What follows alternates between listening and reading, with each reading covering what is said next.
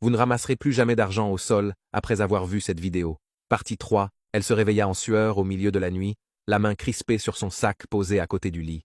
L'argent était là, immobile, mais dans l'obscurité de la chambre partagée, le verre du billet semblait luire d'une aura malsaine, comme phosphorescent. Elle se rendormit finalement, mais son âme était déjà entrée dans une zone d'ombre. Le lendemain matin, la lumière crue du soleil qui entrait par le rideau de fortune chassa momentanément les terreurs nocturnes. Chiamaka se convainquit que ses craintes n'étaient que des superstitions, les reliquats d'une enfance trop nourrie de récits d'anciens. Elle avait 5000 francs, et elle allait les utiliser. Après une bouillie rapide, elle se dirigea vers le grand marché qui jouxtait le quartier, ce carrefour de vie où les couleurs des pagnes et les cris des marchands créaient une symphonie familière.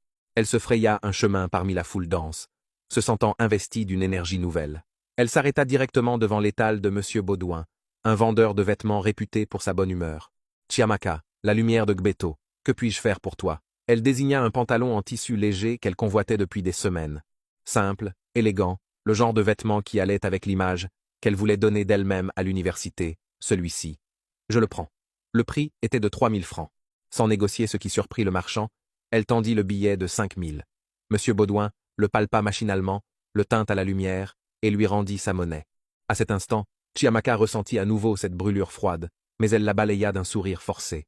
Avec le pantalon neuf dans son sac plastique et 2000 francs en main, Chiamaka se sentait euphorique, mais une faim soudaine et dévorante s'empara d'elle. Pas la faim ordinaire du matin. L'estomac se tordait comme s'il était vide depuis des jours entiers. Ses pas la menèrent naturellement vers le fond du marché, là où s'entassaient quelques gargotes de fortune sous des bâches bleues et vertes. Parmi elles, une la retint.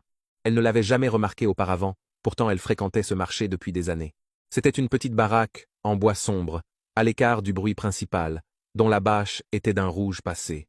L'endroit était sombre, avec une lumière tamisée qui contrastait avec l'éclat brutal du dehors. En entrant, Chiamaka fut frappée par le silence. Les quelques clients présents mangeaient la tête baissée, sans un mot, sans le cliquetis habituel des couverts, sans les conversations à voix haute, qui sont l'âme de toute gargote de marché. Une serveuse s'approcha. Elle avait un visage figé, un regard qui semblait traverser Chiamaka plutôt que la voir. Sans demander sa commande, elle désigna simplement une table, près d'une fenêtre grillagée. « Je voudrais du riz et de la sauce. Avec de la viande, » dit Chiamaka, sa voix tremblant légèrement malgré elle. La serveuse hocha la tête et s'éloigna sans bruit, ses pieds semblant ne pas toucher le sol de terre battée. Le plat arriva bien trop vite. Une assiette généreuse, fumante, dont l'odeur aurait dû lui mettre l'eau à la bouche. Chiamaka commença à manger avec une voracité qui lui était étrangère.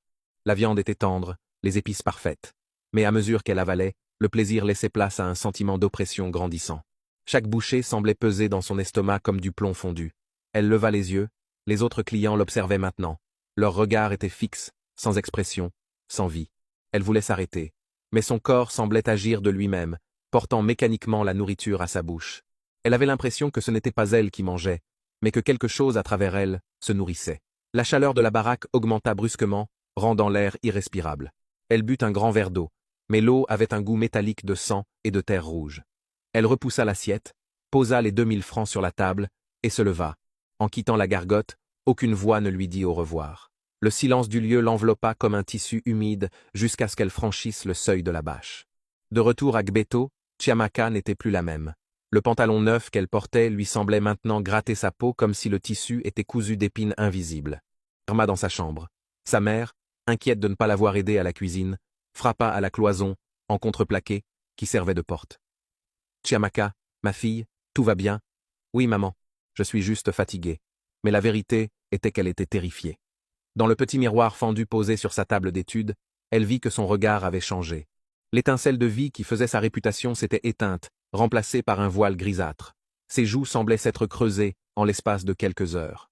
Les jours suivants furent une descente silencieuse. Elle n'alla plus à l'université. Elle restait assise sur son lit, fixant le mur de parpaing. Chaque fois qu'elle essayait de prier ou de penser à ses examens, l'image du vieux fromager de la ruelle s'imposait à elle avec une netteté insupportable. Elle sentait une présence dans la chambre, une ombre qui se tenait toujours juste derrière elle, juste hors de sa vue, quel que soit l'angle où elle tournait la tête. Le billet était dépensé, mais la dette, elle, ne faisait que commencer. Une semaine après sa trouvaille, une impulsion irrésistible s'empara d'elle. Elle devait retourner à la gargote. Malgré sa faiblesse, malgré la peur qui lui nouait les entrailles, ses jambes la portèrent vers le marché comme si quelque chose tirait sur un fil invisible planté dans sa poitrine. Le quartier lui semblait maintenant étranger. Les voisins qu'elle saluait chaque matin lui paraissaient lointains, comme des images derrière une vitre. Elle arriva au marché au crépuscule, à l'heure où les derniers marchands pliaient leurs bâches. La gargote rouge était là, mais elle paraissait différente. Plus petite, plus sombre. Comme si des mois d'abandon avaient pesé sur elle en l'espace d'une semaine. La bâche était déchirée, le bois noirci. Pourtant, la même serveuse l'attendait à l'entrée. « Tu es revenu, dit-elle. C'était la première fois que Chiamaka l'entendait prononcer une phrase entière. Sa voix sonnait comme le froissement de feuilles mortes sur du bitume chaud. Chiamaka s'assit à la même table. Elle n'avait pas d'argent. Cela ne parut pas avoir d'importance. La serveuse posa devant elle le même plat. « Mange », ordonna-t-elle. Chiamaka obéit. Mais cette fois, la nourriture n'avait plus d'apparence humaine. Le riz ressemblait à des larves blanches, la sauce à de l'encre noire qui ne fumait pas. Des larmes coulaient sur les joues de Chiamaka, mais sa main portait encore et encore la cuillère à sa bouche.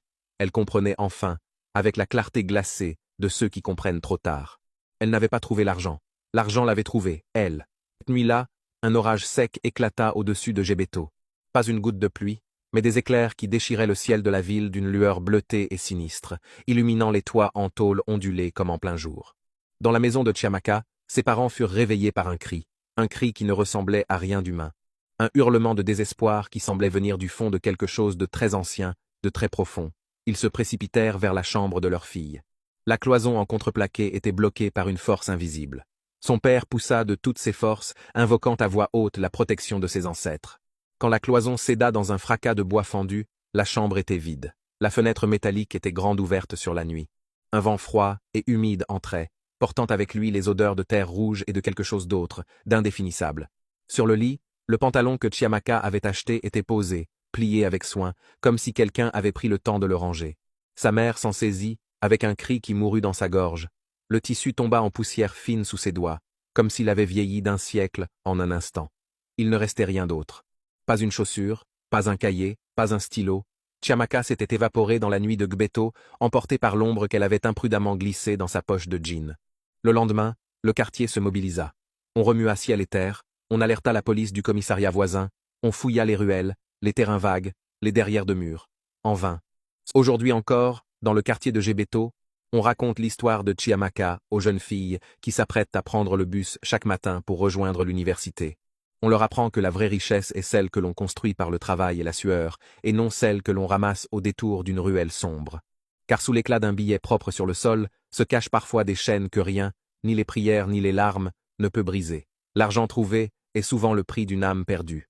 Prenez soin de vous, et méfiez-vous de ce qui brille trop facilement.